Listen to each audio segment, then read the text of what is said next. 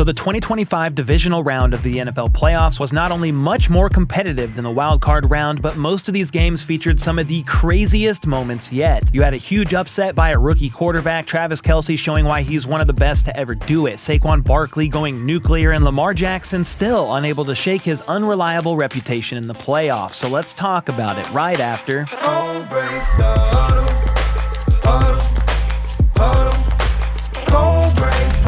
Alright, so the Chiefs and Texans started off the divisional round of the 2025 NFL playoffs with Houston's special teams unit allowing a 63-yard kick return on the opening kickoff by Nico Remigio. That was a bit of a foreshadow of things to come as far as special teams went for the Texans because, while some will try and say the refs lost them this game, the two biggest problems by far for Houston was special teams and the O-line getting dominated. In a playoff game, you can't miss a field goal, miss an extra point, allow a kickoff to go for 63 yards. That turned into a field goal for the Chiefs, and also get a field goal blocked. That's the difference of 10 points, and the Chiefs ended up winning by 9. The first half of this game featured 3 field goals in a row, a missed 55-yard attempt by Ka'imi Fairbairn. That Casey turned into a Kareem Hunt tutty thanks to a 49-yard catch and run by tight end Travis Kelce. This was the most yards after the catch he's had all season, the most yards in a game he's had all season, and he was the biggest standout for either team on the offensive side of the football.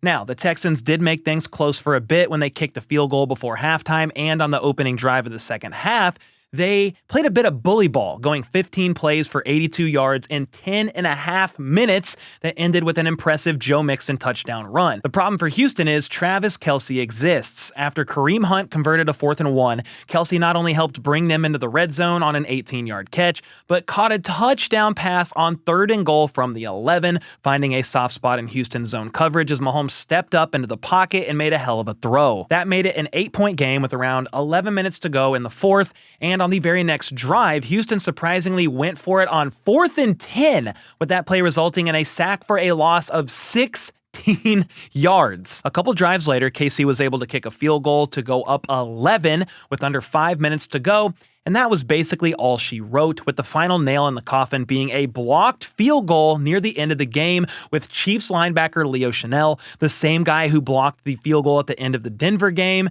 did it again. Absolutely insane stuff. Chiefs punter Matt Araiza ended up running around in the end zone for a safety near the end of this game to make it a 9-point game, but it was over. CJ Stroud was sacked 8 times in this one, with George Karlaftis getting to him 3 times alone. Those 8 sacks tied Stroud for the second most sacks in a playoff game ever, by the way. All in all, the Chiefs offense didn't do a ton, but scoring 23 points on a defense that good is more than enough when KC's defense played the way they did as well. Coaches and players alike from the Texans blamed the officiating for their loss, but you can't win a game getting sacked 8 times and losing out on 10 points due to special teams errors, miscues, and blunders. Meanwhile, the Chiefs had 0 turnovers, and while Houston technically didn't either, a missed field goal and going for it on 4th and 10 and getting sacked is basically 2 turnovers in my book. And while the Chiefs were favored by over 8 points to win, and when they did, to really nobody's surprise, this next game was undoubtedly the upset of the weekend and maybe even the season, considering it was a playoff game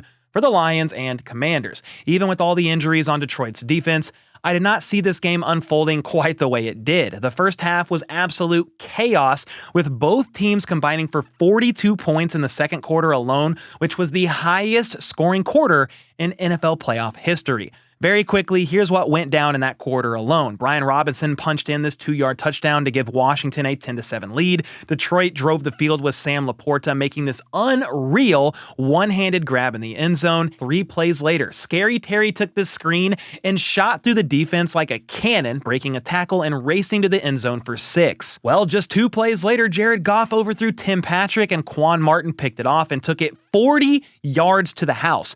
And at the end of the play, Jared Goff got absolutely destroyed on this block and had to be evaluated for a concussion. It wasn't looking great. They just went down by 10, and their starting quarterback might be done for the day. And the 32-year-old Teddy Bridgewater, who they signed 3 or 4 weeks prior to this game out of retirement, was the backup in there for Goff. Thankfully, his stint didn't last long because on the 3rd play of the drive, Jameson Williams took this end around and cut across the field for a 61-yard touchdown to bring Detroit back within 3, and his celebration was absolutely insane with the pumps onto the ground. On the next drive, though, Jaden Daniels launched a perfect ball to De'Ami Brown for 38 yards, and Zach Ertz snagged this TD on third down to extend Washington's lead back to 10. The Lions were looking to score again before halftime. Goff did return, by the way, and they got all the way down to Washington's 29, but Mike Sanderstill undercut this ball, picking it off to kill all of Detroit's momentum heading into halftime. The Lions punched first out of the half with Jahmyr Gibbs taking this one in from 8 yards out, but that would be their final touchdown of the day as the Commanders would go on to score 2 more touchdowns to outlast the Lions 45-31 and advance to the NFC Championship game. The Lions defense was obviously decimated by injuries towards the end. You can see all the starters they were without here. And yes, giving up 45 points in a playoff game is obviously very bad, but Jared Goff and the offense were really out of character in this one. Goff threw 3 picks and lost a fumble. Then they tried to run a trick play with Jamison Williams throwing the ball, but it got picked off by Sanderstill again, and the Lions offense just kept shooting themselves in the foot. Both feet, if I'm going to be honest. You cannot win a playoff game losing the turnover battle by 5. That's basically impossible to overcome, even for an offense as high-powered as Detroit. The Lions were favored by many to make the Super Bowl, but they will remain without a Super Bowl appearance in franchise history for at least another year because Jaden Daniels and the Commanders got it done with the upset of the weekend. The rookie quarterback followed up his impressive playoff debut from last week with an even better performance this week. He threw for 299 yards and 2 touchdowns and another 50 yards on the ground while staying turnover-free.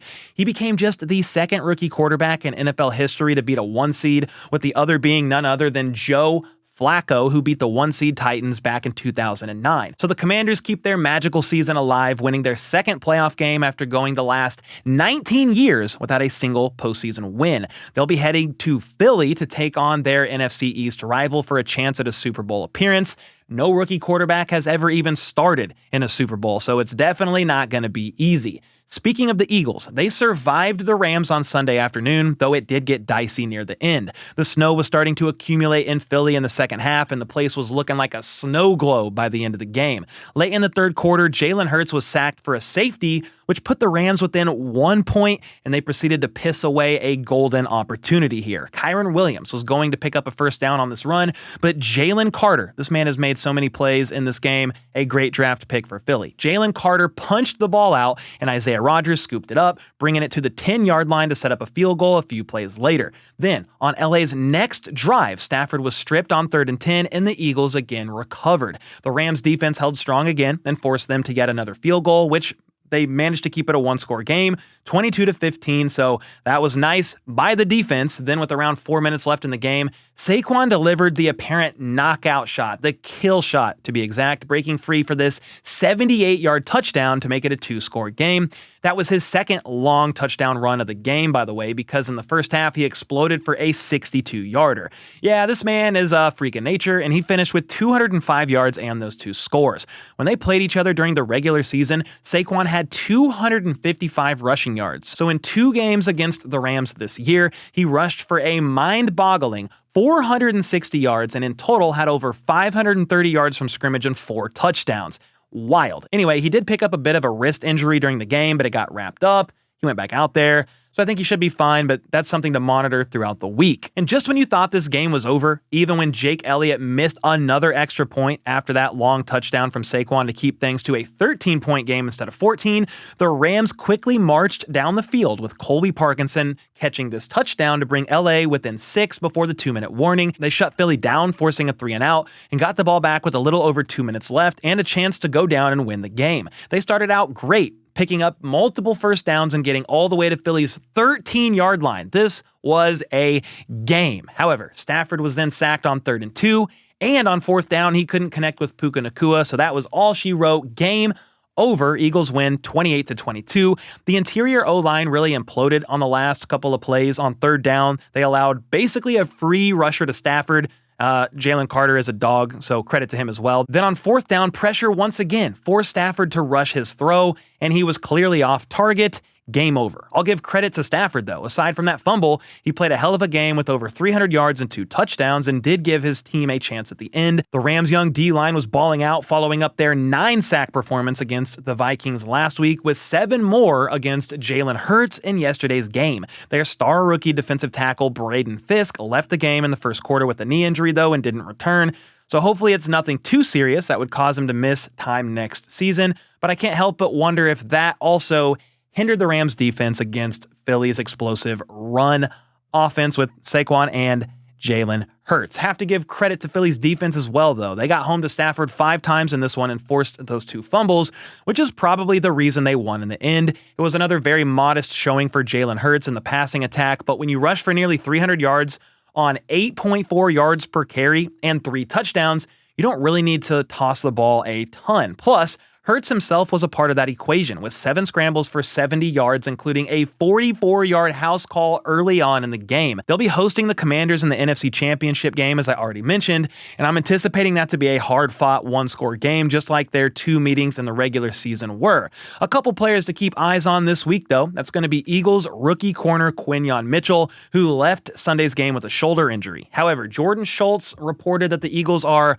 hopeful and optimistic that he'll be good for the NFC Championship. The next player is, of course, quarterback Jalen Hurts. He got tackled awkwardly in the third quarter and ended up spending a while in the medical tent getting looked at. He came out of there with his knee braced up, going 3 for 3 for 19 yards and had just 1 carry for -1 yard and got sacked twice, including that safety. So he didn't play great per se at the end, but again, when the run game is as good as it is, you don't necessarily need to be elite back there from a pass catcher perspective. Now, Hurts did seem optimistic after the game that he will be playing in the NFC Championship, but I'm not so sure he's going to be 100% out there if he does play, which is going to be a big storyline for this next game. And finally, the most anticipated game of the week between the Baltimore Ravens and Buffalo Bills did not disappoint in the slightest. Both teams came out of the gate hot, with Lamar Jackson zipping this pass to Rashad Bateman to put Baltimore on the board first. Buffalo responded with a touchdown of their own as the rookie Ray Davis capped off the 11-play drive with this 1-yard touchdown run. And this, ladies and gentlemen, is when playoff Lamar got activated. He threw a terrible interception on their next drive, floating this ball right into the breadbasket of Taylor Rapp. Luckily, the Bills had to punt, but then on Baltimore's next drive, they got all the way to Buffalo's 28, and Lamar fumbled with Von Miller, the veteran, scooping it and taking it up 39 yards. That ultimately helped set up this Josh Allen touchdown on the tush push. And their first half woes didn't end there either for Baltimore, because despite getting all the way down to the 2 after this 42-yard dart to Rashad Bateman, the Ravens were forced to settle for a field goal. And field goals are not going to get it done against a team like the Buffalo Bills, who scored yet again before halftime, with Josh Allen getting in for his 2nd rushing touchdown of the day. That made things 21-10 at the break, Baltimore trailing by 11. Well, the Ravens offense did begin to come alive in the third quarter. They had to settle for another field goal at first, but on their second drive, Derrick Henry plowed through the defense for a 5-yard score. So you were down by just 2 after that field goal and touchdown. So Baltimore, of course, attempted the 2-point conversion, but Lamar's pass was tipped, and the attempt failed. Sadly, though, Baltimore could not stay out of their own way after that, because after Tyler Bass drilled this 51-yarder, Mark Andrews got the ball punched out by Terrell Bernard, who also recovered it. That allowed the Bills to hit another field goal and make it an 8-point game with just 3.5 minutes remaining. I do have to give Lamar credit here, because he engineered a very clutch drive here at the end, picking up multiple first downs with his arm before connecting with Isaiah Likely on this wild 24-yard touchdown. So now all they needed from here was to make the 2-point conversion to tie it, and most likely take it into overtime. I mean, there was under 2 minutes to go. The Bills still had a couple timeouts, so they could have, in theory, drove back down the field and kicked a game-winning field goal. But again, if you make the 2-point conversion, it's a tie game, and we would have to see how it all unfolded. Yet the problem was Mark Andrews not only fumbled on the last drive, he then dropped what should have been a pretty routine catch for him, and the Bills held on to win it 27-25 after recovering the onside kick. It was an absolutely insane game that could have gone either way, as the Ravens honestly looked like the better team. They outgained Buffalo by over 150 yards, but they turned the ball over 3 times, and the Bills never did. And against a team as good as the Bills, you cannot do that and expect to win. That's honestly the theme of the weekend. Once you go against the best of the best, turnovers are critically detrimental. After this game, there was tons of arguments going on with who was to blame for the Ravens' loss. Some said not much blame should fall on Lamar because he did what was needed to put his team in a position to tie it up near the end, while others were saying, hey, most of this should go on to Mark Andrews because he fumbled in the second half and dropped the would-be tie game of a 2-point attempt. Well, yes, Mark Andrews' fumble and the drop were bad, but Lamar had 2 crucial turnovers himself on back-to-back drives earlier on in the game, with one of those leading to a Bills touchdown. So that game-ending drive may not have even been needed and the 2 points without the early mistakes from Lamar. However, Mark Andrews obviously takes blame here as well. They are both veteran leaders on the team, and mistakes like that aren't going to cut it if you want to win. So in summary, they both have blame here. Don't let the media fool you. Now, that means Lamar Jackson is going to head into yet another offseason with the claim that he can't win in the playoffs being as strong as ever. This man averaged less than 1 turnover a game during the regular season, but had 2 in this game, and that ultimately proved to be the difference. Buffalo's offense didn't put up the gaudiest numbers here in this one. Josh Allen only had 127 passing yards, but they moved the chains, went 3 of 4 in the red zone, and didn't turn the ball over. That's how they've won all year. They finished the regular season with the best turnover differential in the league, and it played a huge factor in this one. Buffalo will now travel to KC to take on the Chiefs in the AFC Championship. It's going to be a banger of a game, and they are very familiar with each other, obviously. This will be the 4th playoff meeting between Mahomes and Josh Allen, with Mahomes currently being 3-0 in those games. The Bills are the only team to beat the Chiefs starters in the regular season, though, so we should be in for a hell of a game next week. Let me know in the comments down below your biggest takeaways from these divisional round games. They were so much better than Wild Card Weekend, and it wasn't even close. Then let me know who you think is going to end up winning this AFC Championship, NFC Championship, meet in the Super Bowl, and win it. I'll be doing a video this week previewing the 2 conference championship games, so make sure to tune in for that. That's going to be it from me for today, and with that, I'll see y'all next time.